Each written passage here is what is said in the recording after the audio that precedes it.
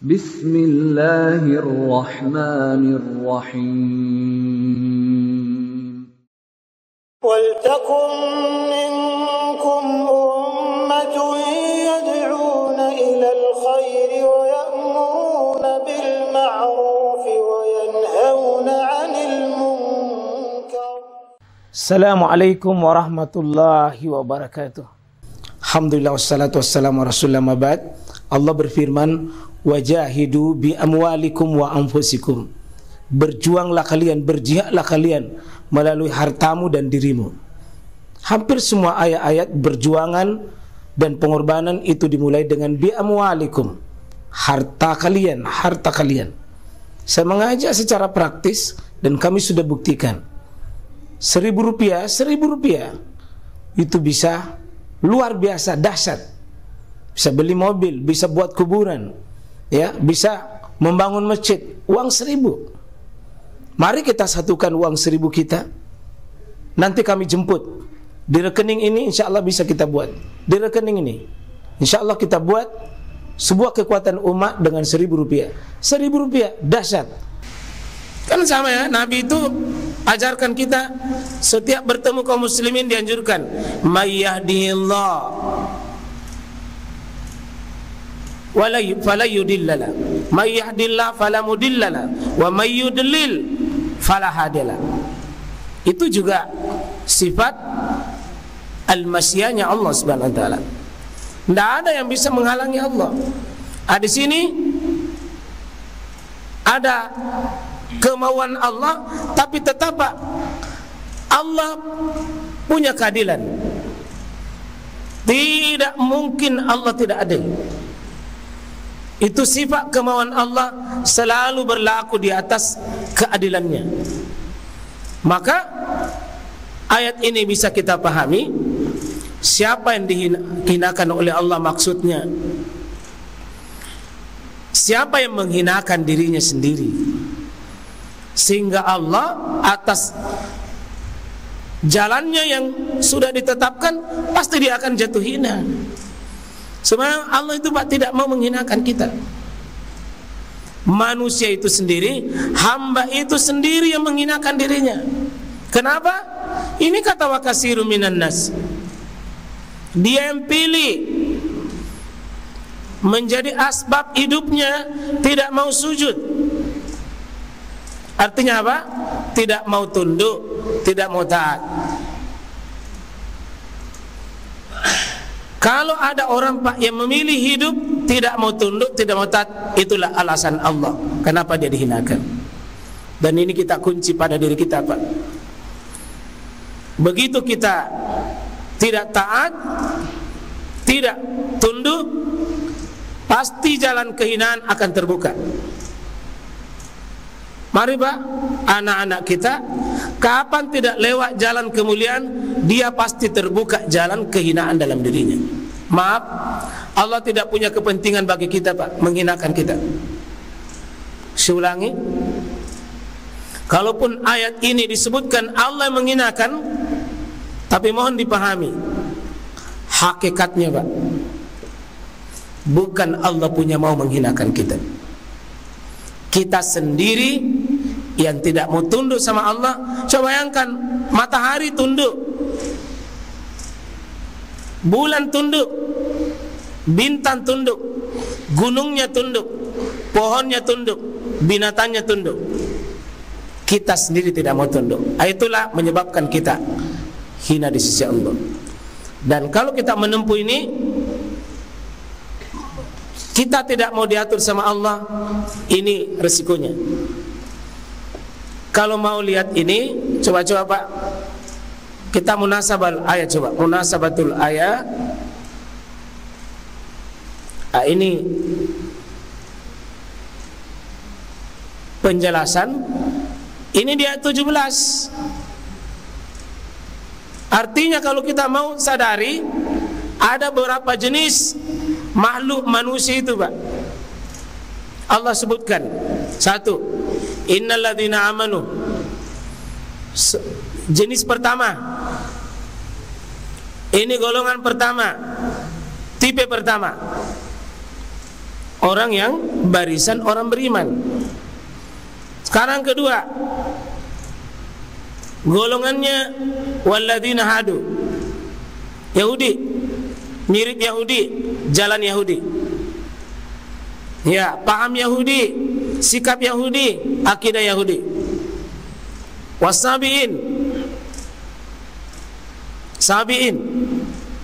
Ini banyak cenderung kepada mirip juga kepada Yahudi, tapi ini penyembah-penyembah bintang, ya, penyembah-penyembah dewa, itu sabi. Ya. Wan Nasara, ini yang cenderung biasa mengikuti kepada sebagiannya kepada Nabi Isa. Wal Majus, penyembah api. Walladzina asyraku, dan golongan orang-orang yang syirik. Ada semua penyakitnya di situ. Ini Allah sebutkan alladzina amanu 1, hadu 2, wasabiin 3, wan nasara 4, wal majus 5, walladzina asyraku 6 disebutkan. Ini yang Allah mau itu innalladzina amanu. Innalladzina amanu. 6 kelompok di belakangnya itu, Pak, sering dicela oleh Quran, sering dicela oleh keterangan hadis-hadis Nabi SAW. 6 Allah sebutkan 1. Ini nih yang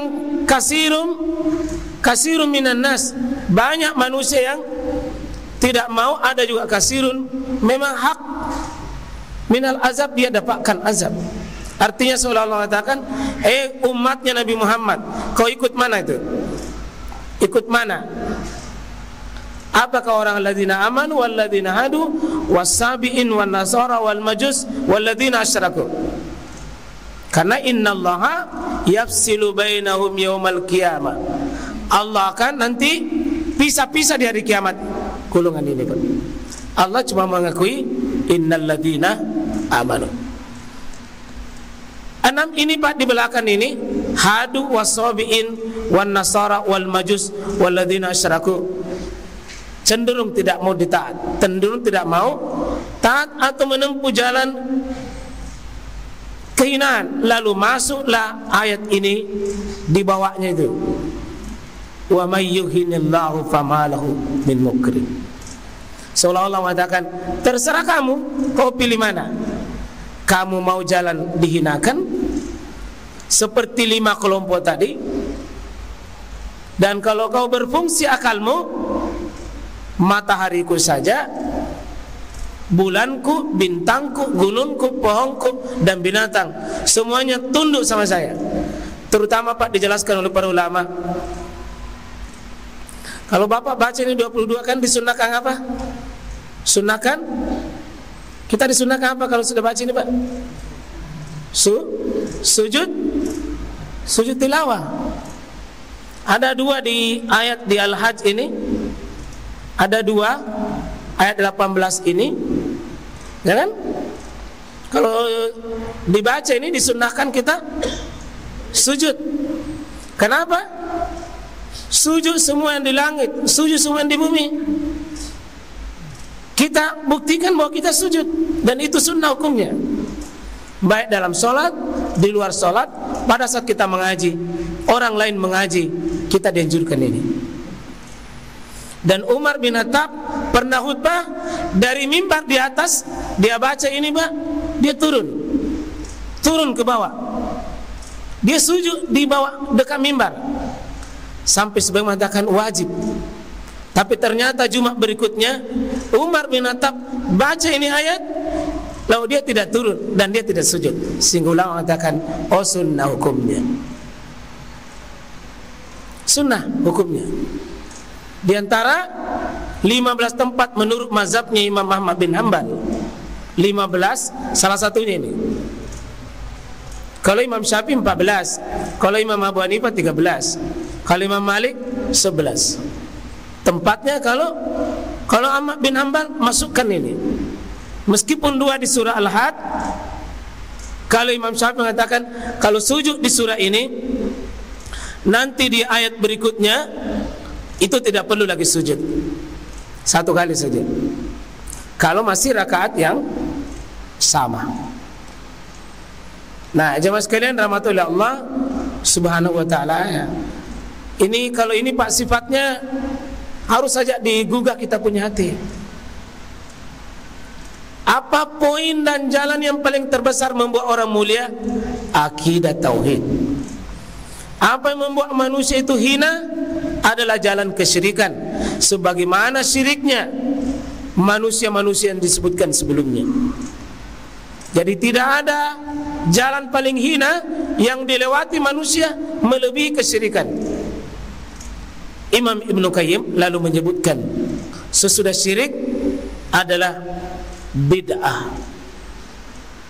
Sesudah bid'ah, Imam Az-Zahabi mengatakan dosa al-kabair, baru as-sagair. Syirik atau kufur ini jalan paling hina, Pak. Baru bid'ah, ranking 2. Yang ketiga kabair, dosa besar. Baru di bawahnya as-sagair, dosa kecil. Maka kata Imam Ibnu Qayyim, semua kemaksiatan itu jalan kehinaan. Maka maaf Pak, tidak akan mulia orang pelaku dosa, tidak akan mulia. Baik lambat atau cepat akan dihinakan oleh Allah.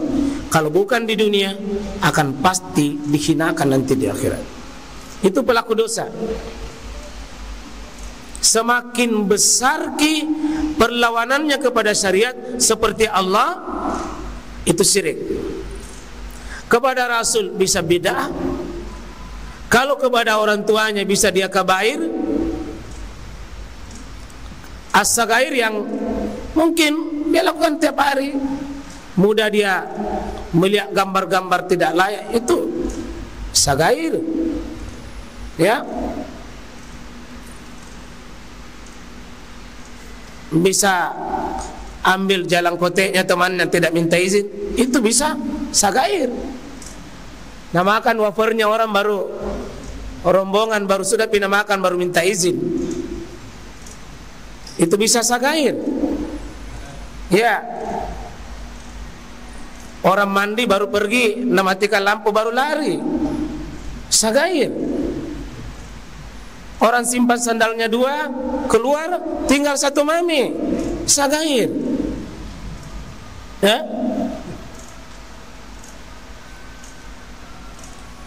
Itu sumber kehinaan. Sumber kehinaan. Melawan suami kita, menghinakan istri kita, itu kabair, dosa besar. Tapi Pak, ini banyak sekali saya lihat, banyak orang di zaman sekarang saya lihat ini jalan hina dia tempuh, sementara dia seolah-olah menganggap dirinya mulia.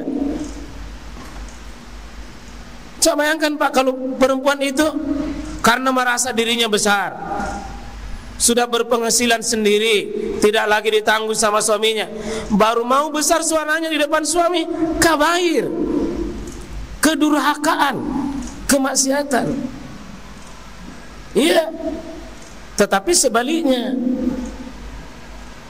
kuat merokok, kuat beli ini beli itu, tapi dia telantarkan istrinya, itu bisa kabair. Iya, maka jamaah sekalian rahmatullah Allah Subhanahu wa taala, kita camkan baik-baik, wa may yuhinillahu famalahu min mukrim. Kalau mau mulia, maka lewati dan dekati sumber kemuliaan. Allah, Al-Qur'annya, Nabinya, kitabnya itu pasti mulia, pasti mulia. Bagaimanapun dijungkir, bagaimanapun dijatuhkan, bagaimanapun dihina, dia tetap mulia.